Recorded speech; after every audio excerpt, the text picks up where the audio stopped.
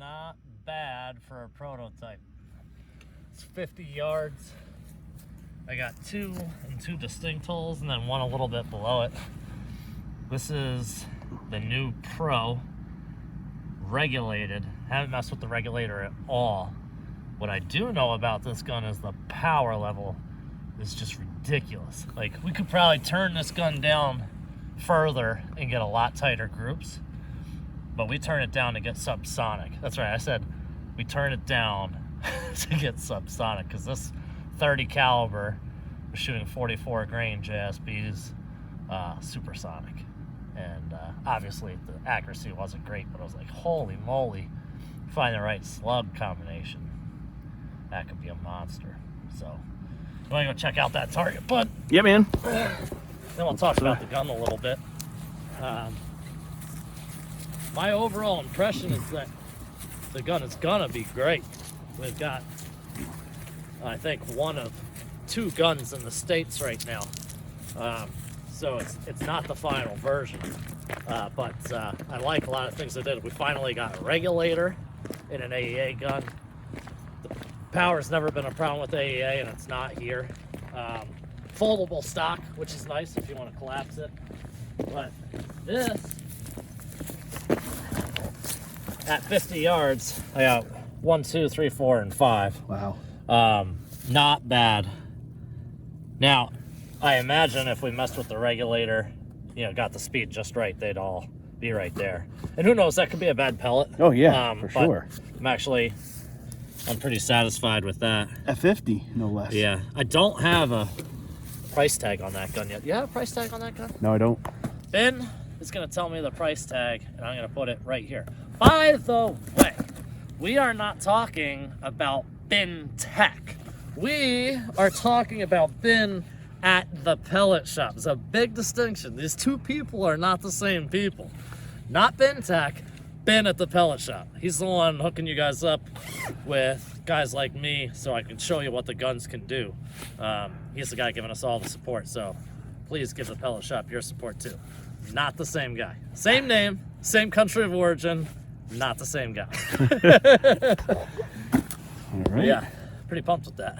Oh, I'd be too, man. I think a little tweaking and we get her, like, you know, but let's go look at the gun a little bit. Okay. Get a little bit more into, you know, what they gave us as the prototype. And I think what Ben was saying was basically everything is going to be as you see it there, but much more refined than the version that we got. So. Oh yeah, like you say, it's just a prototype. Yeah, so. it's just all right, guys. So this is the prototype we have of the Challenger Pro.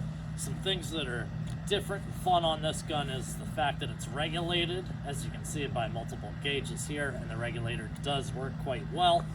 It has Picatinny rail on the bottom, so you can adjust your bipod. We picked an Accutac.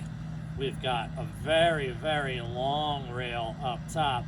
The reason why that's super cool is you might want to, you know, add like a magnifier to a red dot or something like that. So that's nice. I like that touch. They kept the folding stock, which is great because it's always a nice option. Plastic pistol grip. The trigger feels improved to me. One of my main complaints with the AEA guns, specifically semi-auto, is that they tend to have stiff triggers. This does not. So this is meant to be like a precision gun, and they really worked on getting the trigger a lot better. There is a cheek riser back here, which is awesome. This one is not as sturdy as I would like in terms of how thick the plastic is, but again, this is a prototype. Everything on the final gun should be stiffer and more refined. Overall, they even have, I don't know if this is going to be finalized or not, but they even have a monopod in the back. It's an integral part of the stock. Overall, my impressions are it's probably the most accurate gun that AEA has come out with yet. That remains to be seen with the final version, because I think with a little bit of tweaking on the final version with the regulator and the power knob, it's going to be like easy to dial in. I want to show you something here. If you're familiar with AEA, you know how their tuning system works for the power wheel. It's a really simple design that just blocks off how much air goes down the barrel. In the past, it's been done with a flathead screwdriver on the other side. Now it's an Allen key, so that's a lot nicer. Not gonna, strip that out because you've got a crappy crappy flathead. Overall, very excited to see what the final version looks like, but it's a serviceable gun right now. As you can see, I mean, this isn't the best group I've ever shot with any gun, but at 50 yards to have that kind of grouping with either a bad pellet or, well, actually, you know what Ben would tell me is that I pulled that one. Yes, he would. And I might have. Well, I got scope cam on, so we can see if I pulled. I don't think I did, but it's not like I had sandbags or anything. Just laying out in my front yard shooting In the wet grass. in the wet grass, as you can see by my knees.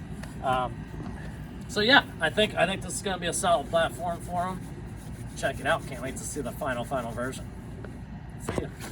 3, 2. Done. Done.